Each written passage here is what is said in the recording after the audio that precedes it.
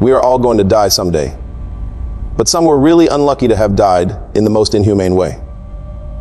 Men, women, and even the little ones.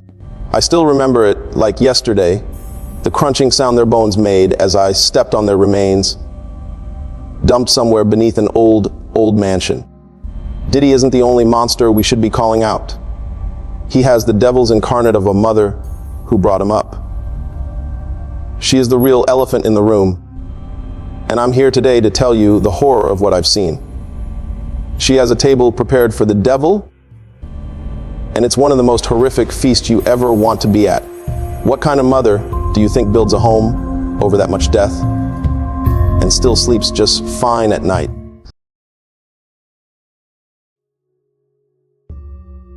So how did I find myself in such an unfortunate place? Well, maybe it's the universe trying to make me pay for all my shortcomings. Or maybe I was the devil's choice that day, the unlucky soul picked to walk into something no one was meant to see. And I still curse the moment I stepped into that mansion, because that was the day my soul died. People always talk about trauma like it hits you all at once, like a gunshot or a scream. But sometimes it's quiet. It creeps in. It starts with a door that opens too slowly, a hallway that smells just a little too sweet, a wall that feels like it's hiding something behind it. I didn't know what I was walking into, but I knew something was off the second I crossed that threshold.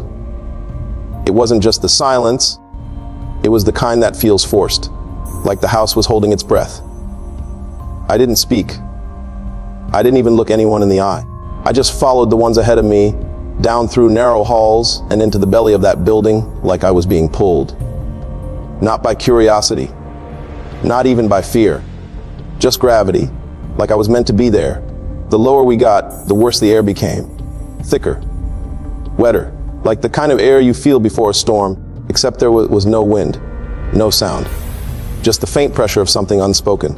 And then it hit, that smell. That bitter, coppery sting of something human, not fresh, not old, just still, like it had been waiting. I froze. Because even before I saw them, even before I stepped around that final corner, I knew something died down there. A lot of things. And the way they were laid out, that wasn't an accident. I didn't step all the way in at first. I just leaned forward, hoping maybe what I saw wasn't real. Maybe it was a trick of the light, some old furniture, leftover mannequins, anything. But no, it was bodies, and not in bags, not wrapped, not hidden. They were just there. Like someone laid them out deliberately. 3 of them, maybe 4. I couldn't be sure because of how they were positioned. 2 were small, too small. One had a pink shoe still barely hanging off her foot, the kind of shoe you see on a toddler who hasn't learned to tie laces yet. The other had braids. One braid had come undone, like someone started pulling and didn't stop. I don't know how long I stood there. Could have been seconds, could have been minutes. Everything felt slow, still. My ears were ringing and the edges of my vision went dim. But what snapped me out of it was the floor. It wasn't cold. That basement was dead silent, barely lit, probably untouched for months. But the floor was still warm, like the heat from whatever had happened hadn't finished leaving yet. I looked at the man beside me, full tactical gear, body armor, gloves, and his face was pale, just frozen. Like even with everything he'd seen, this still shook him. That's when I knew they didn't expect to find this either. And yet no one moved. No one pulled out a camera. No one called it in. Someone whispered, "Don't touch anything yet." Another one said, "Just mark it. Keep it tight." That's not how it's supposed to go. There should have been shouting. Photos, documentation, backup. But all I saw were blank stares, quiet nods, and something that felt like practice. I kept staring at the little girl's shoe. Not because I wanted to, I didn't, but because looking anywhere else meant facing everything at once. And I wasn't ready for that yet. The others finally moved, started making quiet notes, checking the corners like they weren't all standing in a grave. I didn't speak. I just listened. And I started hearing names. They didn't say them loudly. It was more like code. Someone mentioned and nodded toward the stairs. Another whispered, "He doesn't even stay here anymore." But I knew exactly who they meant, because everyone on that team knew whose house this was. This wasn't just any mansion. This was his mother's.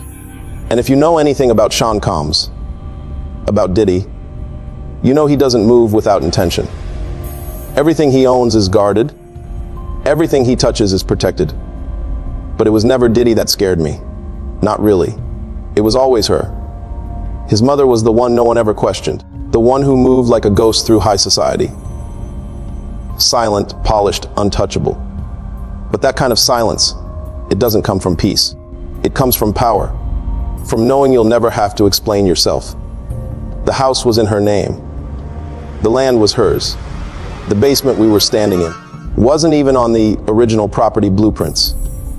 And now we were ankle deep in evidence that someone, maybe many someones, had died right beneath her. But no one said that part out loud.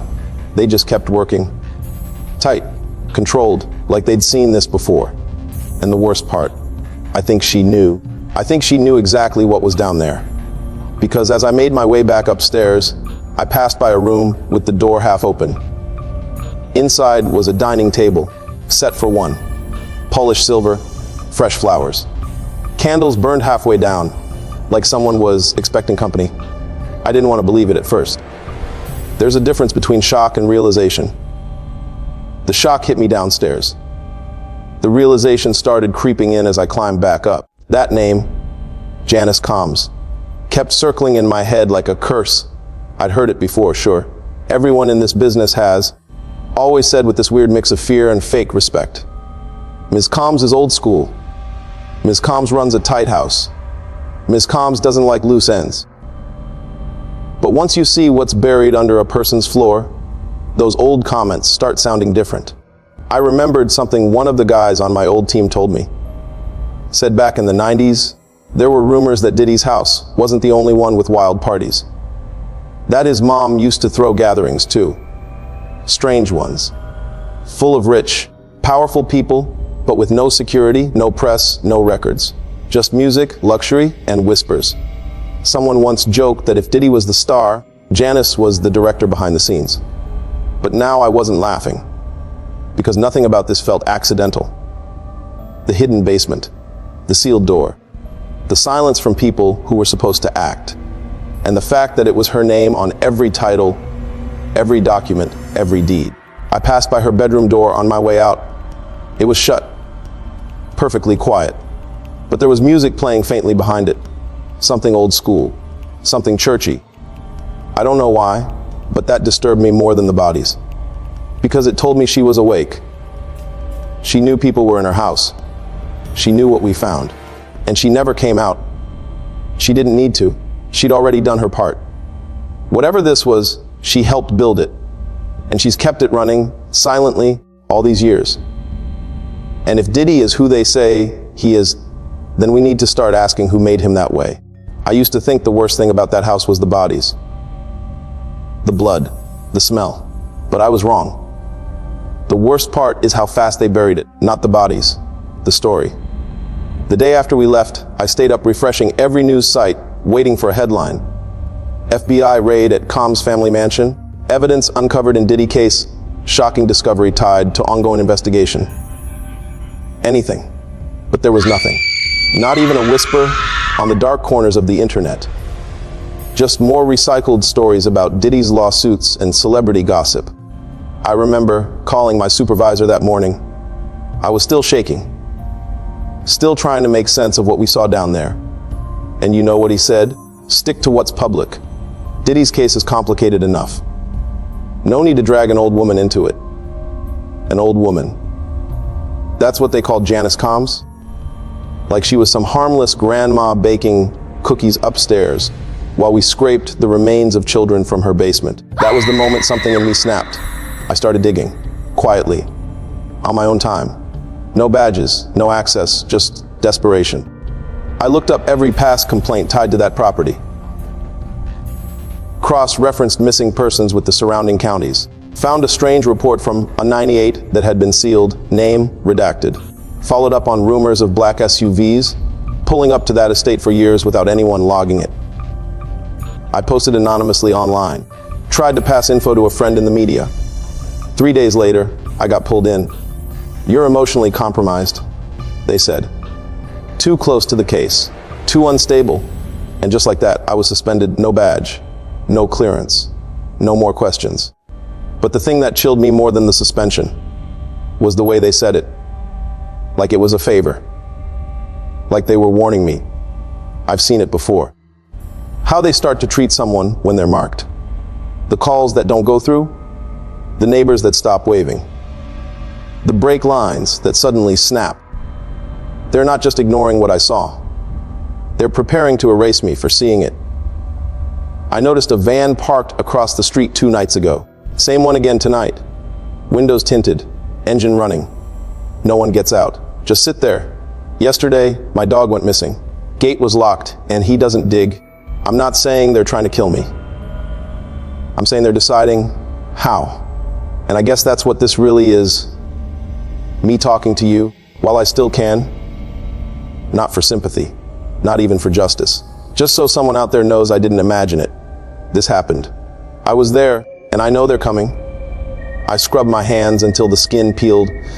Bleach, soap, alcohol, nothing worked. The smell's still there. It's not blood anymore. Not really. It's the memory of it. The heat of it. The sound it made hitting the floor followed me. Sometimes I'll walk into a room and smell something rotting. But I'm alone. I'll be brushing my teeth, and I swear the water turns pink. And worse, sometimes I hear the crunch again. The sound from that basement. Crunch, crackle, bone against boot. It haunts me like a voice I can't silence. But the worst part is they don't scream in my dreams. They watch with their dead, hollow eyes. The faces of those bodies, twisted, some half, melted, some small enough to fit in boxes. I see them now in the corners of my vision. I saw one pressed against the inside of my microwave last night. I told myself it was trauma, that this is what grief does. But that's not what this is. This isn't a memory, but a mind infection. That place, that house, it infected me. It opened a door inside me that can't be closed. Because what I felt down there wasn't just fear. It was a presence. Something old. Something that knew I was there. I don't believe Janice Combs is human anymore. That woman looked us in the eye, offered tea, smiled like she was hosting a fundraiser, while just beneath her feet, there was a room full of death. What kind of mother raises a monster? One who already speaks the devil's language. I started wondering if this is why Diddy turned out the way he did. Not because of fame, not because of power, but because he was born inside the ritual. Because he was trained, carved, molded from it. And now, maybe I've been carved too. I wake up some nights, soaked in sweat, hearing voices. But it's always the same line, over and over. You stepped on the offering. You broke the seal. I don't know what they mean. But I can't look at my own reflection anymore. My eyes don't look like mine, and I feel distant from myself. Like whatever came home from that house isn't me. People keep saying Diddy's career is over, that this is the end for him. But they don't know. They haven't smelled that room. They haven't seen what's buried beneath the surface. The real horror is still breathing, and I think I brought it with me. I don't think I'm going to live long after this. Lately, there's something rotting inside me. I can feel it. Not in my body exactly, but behind my ribs, between my thoughts. Like a worm curling around memories I haven't even made yet. It follows me, watching me when I sleep, and wakes before I do. I haven't spoken to anyone in days. I've pulled the curtains shut, ducked, taped the locks on my door, unplugged everything.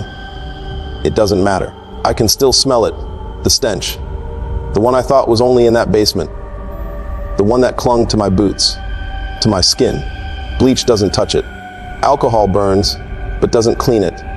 I've peeled layers off my hands, and the smell's still there. Something came back with me. That place, it wasn't just another crime scene. It wasn't some deranged accident or a ritual gone wrong. It was built for this. A machine. A womb. Something older than anything we've ever documented. and I walked right into it.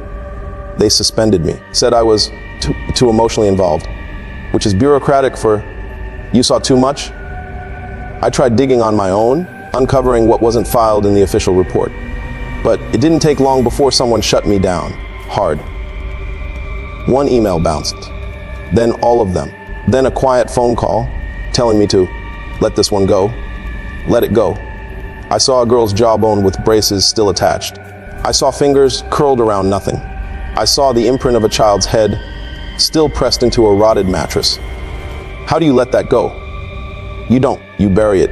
You lie. You pretend it was always someone else's story. But I can't, because this story, the one no one will tell, has been playing for decades, long before I got assigned, long before Diddy made a name. And at the center of it is a woman whose name no one dares say too loud, Janice Combs. People always look at her like she's harmless, a grandmother, a background fixture behind her son's empire. But if you were there that night, if you stood in that basement, next to what used to be bodies, you'd feel it too. You'd know it in your bones. That woman doesn't blink. She watches. And when she came down those stairs, during our sweep, no fear in her eyes, no question in her voice. She didn't flinch. She looked at me like she was expecting someone else. And all she said was, "You're early." That single sentence has unspooled my mind. Was it meant for someone darker? A handler? A buyer? A priest? I don't know. I don't want to know. Because once you understand what that place was really for, you can never unknow it. This isn't about fame. This isn't about Diddy's downfall or a celebrity scandal. That's just a distraction. The bright flash to keep you from noticing the shadow behind it. And the shadow, it wears perfume. It smiles. It curtsies at award shows. And it never, ever leaves a trace until now. Since that day, I haven't slept right. I hear things, voices I can't explain. I catch glimpses of people that shouldn't be in my apartment. I covered my mirrors because I started seeing someone standing behind me, someone smiling. My dog growls at corners. I wake up with symbols drawn on my arms in ash. My mail came open. They're letting me unravel. On purpose. I'm not asking for sympathy. I just want someone, anyone, to understand what's happening. What's been happening. This isn't about belief anymore. It's not even about proof. It's about survival. Because Janice Combs isn't just someone's mother. She's a gatekeeper. She opened something that's been feeding for years. And now that we've disturbed it, now that we've walked in and seen the leftovers, it's awake. You think the worst is over because Diddy's finally on trial. You think justice is coming. You're looking in the wrong direction. The monster isn't in handcuffs. She's in pearls. And as for me, if I disappear after this, if this story gets scrubbed, if my name gets erased from every system I ever worked in, don't dig, don't call, don't post tributes. Just remember this, the smell was real, the basement was real, the evil was real. And it's still out there. So if you ever hear a soft knock at your door just after midnight, don't answer it. If you made it this far, thank you for listening. I don't know how much time I have left or who this will even reach, but if any part of this story made you feel something, confusion, anger, fear, then do one thing for me. Like this video, share it. Subscribe to the channel. Not for me, but so someone else can hear it before it's too late. And if you've ever heard anything, seen something strange, tell me in the comments. I'll be reading as long as I'm still here.